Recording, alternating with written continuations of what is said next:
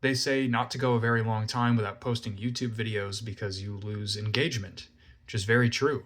So I've gone 4 months without posting a video and 7 months without making a book review. So cool. Anyways, I'm back. How's everybody doing? Long time no see.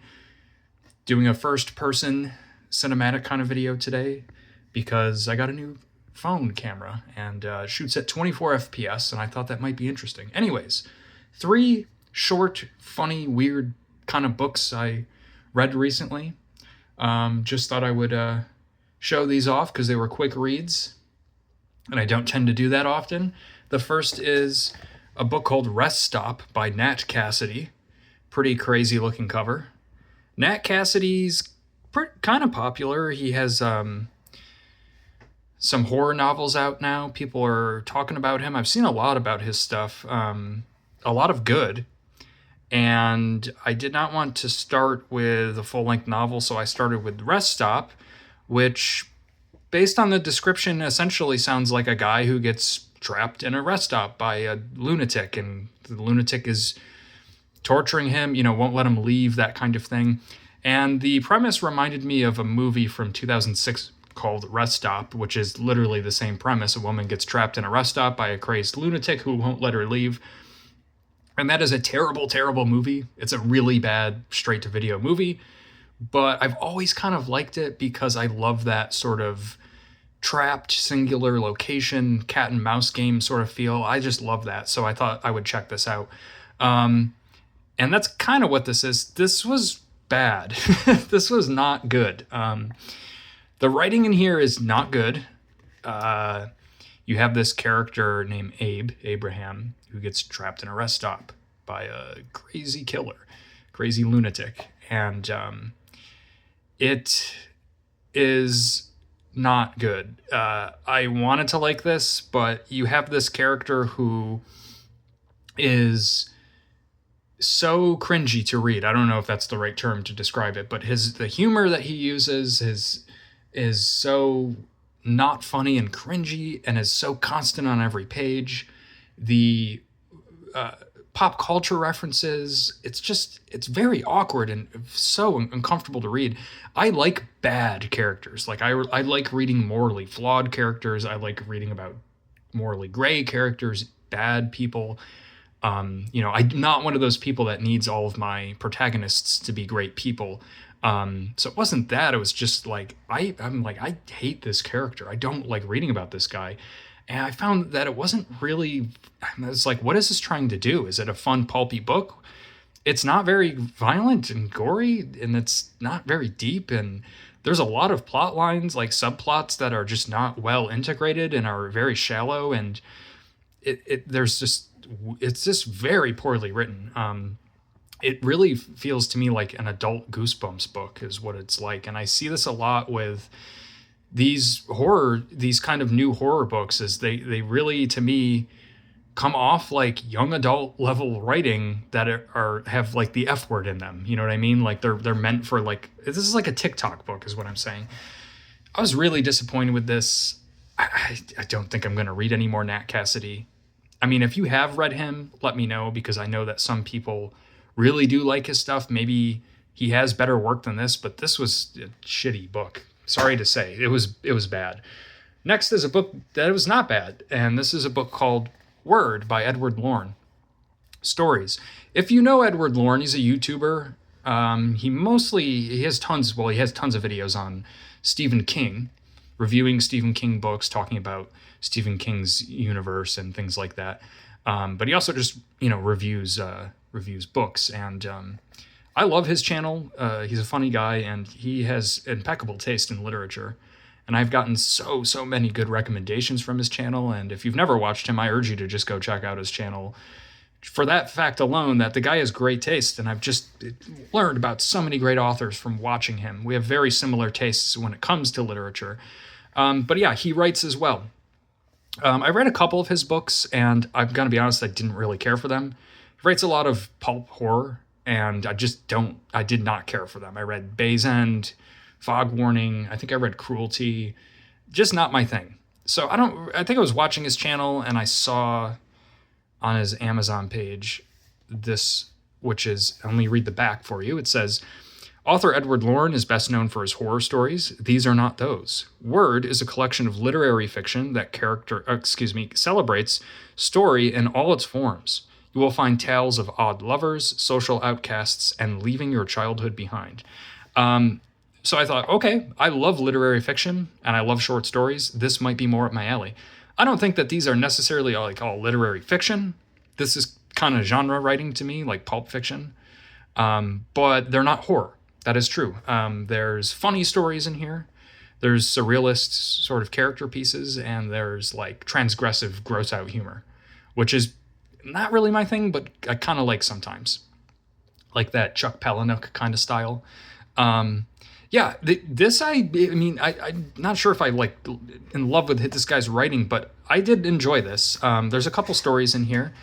And let me show you. My favorite was the first one, Burrito, which was a really good short story about an older gentleman who is taking on absurdly, like almost borderline impossible eating challenges. And he takes on this ridiculous burrito challenge. But not to spoil too much, but the best part of the story was he takes on this sushi challenge where he needs to eat 7 pieces of increasingly spicy sushi. That, like, by the third sushi piece, it's like a ghost pepper. So it just gets so ridiculously hot, and it takes up the bulk of the story. And the way Lorn wrote him going through this challenge, it was just so funny. It was so good. It was really great writing. It was a great story. It was one of those stories that was just weird, and it was like a lot of these are just like slightly off from reality, you know, like it has that surrealist element where it's like it could happen, but there's just something askew. And I that's how I like to write. That's what I like to read. So I really like that. And it had his kind of trademark smartassery. Like a lot of his characters I found have this sort of gruff, kind of crude, smartass kind of way about them. And I kind of like that. The only problem with this one, and it's kind of the case with a lot of these, is it's just like the ending of that one just kind of, I don't know, I want to say if it comes out of nowhere, but it's like he didn't quite stick the landing.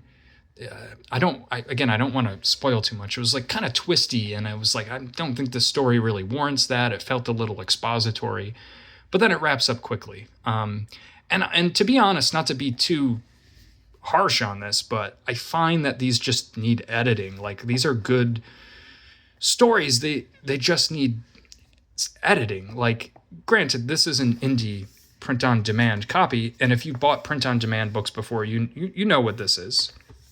But there's just some things like, like the copyright page and the dedication page have a header, and they shouldn't. The dedication, that probably should have been removed. I'm not trying to like pick this thing apart, but the text is double-spaced, and that's just there's too much spacing for the size of this book. The text is too large. It shouldn't be double spaced. And there are just some errors in here, like using the wrong form of your. Like, I think at one point he used YOU''RE when he shouldn't have. And those things kind of come off as amateurish. And I think with an editor, well, I'm sure this was edited, but like with more rounds of editing that would fix some of this stuff. I paid for this, so that's why I bring it up, because you have to spend money to get this, and you're seeing grammatical errors like that. It does kind of irk me a little bit, but not to play Mr. Editor here, but I think like I would love to see some publishing house buy this and edit these stories and really tighten them up and give another pass at the formatting, and we'd have something like really, really good on our hands here, because the bones of these stories are really good. And again, I hope I don't come across like I said, like Mr. Editor, but that's just how I felt reading these. Like they were really, really good, but they were just leaving me wanting something a little bit. But I really like the way Lorn writes. And to be honest with you, I wish he did more like this, because I would read this. I like this stuff, and this is why I think it's important to read indie authors, even though you're not going to get like a high quality physical copy or whatever. You're going to get stuff like this where there's some editing issues and it needs tightening. There's just cool creativity in here, and if you don't do this, you're going to miss out on a lot of good authors that you never would have found. You know what I mean? So anyways, I wish Lorn wrote more like this. This was from 2016, so I don't think he does stuff like this anymore. He mostly writes horror, and he mostly writes Like, I think he's working on like a fantasy horror series or something. I'm not interested in that. I doubt he'll ever see this video, but if he does, please write more like this. This is cool stuff. And by the way, like I said, 2016. Rest Stop is from 2024, if I didn't mention that. The last one is also from 2024. This is a weird one. This is called A Cage Went in Search of a Bird, 10 Kafka-esque stories. And you can see right there the list of authors that this includes, with an introduction by Becca Rothfeld. And this is from like a weird publishing house that I have never, Catapult. I don't know Catapult. It's probably a smaller house. I don't really know a lot about Kafka. I mean, I kind of know he's a surrealist. I think I read The Trial or Metamorphosis, one of the two big ones in high school. I honestly don't really remember. It was a long time ago. And I think I liked it, but I mean, maybe it was like too much for me. That I was really like reading Stephen King and stuff in high school. I couldn't give a shit about this literary stuff. And I don't know if I think maybe it went over my head or I just didn't get it. But anyways, and I haven't made a video in a couple months, and as soon as I do, we got the garbage trucks rolling around. Sorry about that. But anyways, so you're probably wondering, well, then why did you get this? Well, because Charlie Kaufman, one of my favorite directors, who certainly is Kafkaesque in his writing and his directing. But Kaufman wrote Antkind, the novel, I think came out in 2020. I've talked about that novel numerous times on this channel, and I absolutely loved it. I thought it was hilarious. It was like a Kurt Vonnegut novel in modern times. It was everything that you love about Kaufman, but funnier and more insane, and certainly not filmable. And that was his point with that novel, was to make a book that couldn't be filmed, and he succeeded. If you love Kaufman's surrealist, layered, labyrinthian, whacked out storytelling, Antkind does that in a way that movies can't. And I thought it was so funny. That was really the thing that struck me about that novel, was how funny it was. Like, this is funnier than anything he's done. And I've said on this channel, this dude has to keep writing. So when I saw that he wrote a short story, I was like, I'm in. So yeah, long story short, I bought this collection for Kaufman. But I liked a lot of shit in here. Now, when you get short story collections, you're never going to like every story. That's the case. But there were some in here that I really liked. Some I didn't, like Art Hotel, Return to the Museum, The Board. I thought those were okay. God's Doorbell I really liked, by Naomi Alderman, which was like a weird AI Tower of Babel sort of thing. I liked The Hurt by Tommy Orange, and I've never heard of these authors before. I really liked The Landlord by Keith Ridgway, who I think is an Irish author. Maybe he's English. I think he's Irish, but that was a really, really funny, weird story. But to be honest, my favorite was Charlie Kaufman's, and look at the title of this. This fact can even be proved by means of the sense of hearing. It's about like an author who's like giving an explanation or like a talk back on one of the books he wrote, and the people keep saying like, well, why did you write this in your book? What did you mean by that? Are you suggesting that you promote XYZ? And he'd be like, I didn't write that. And they're like, it's right here in the book. And he'd be like, oh shit, it is in the book. I don't remember writing that. And it was this kind of like separating the art from the artist kind of thing, but also it kept getting increasingly insane, and the character is starting to like lose his mind. It's really funny. And it is funny. It's like typical, it's reminiscent of Antkind. This character is just super, super neurotic to a fault and very funny. He writes these like, neurotic characters, but they're like do-gooder, like try-hard kind of characters. It's very, very funny type of humor. So I loved Kaufman's story in here. And it was like one of the longer ones at like 30 pages, but none of these overstayed their welcome. So I didn't love every story in here. Some of them were too like, I don't know what they were trying to do, but because I'm more of like, I'm going for the humor side of things. But yeah, this was good. If you like Kafka, I would recommend it. And if you like Charlie Kaufman, I totally recommend it, just honestly for that story. It was really good. And I just like to see short story collections that aren't horror, because there are a lot of those these days, or maybe like so much, I don't know, pulp fiction. I like to see literary short stories. So anyways, those are all the books I've read recently. I'm currently reading Tom's Crossing by Mark Z. Danielewski, his new book that came out in October.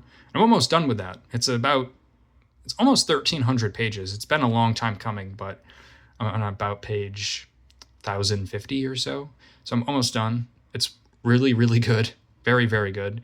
So I look forward to talking about that and some of the other books I've read recently. I hope everybody's doing well. I know it's been a long time, but just thought I'd make a video. See you next time.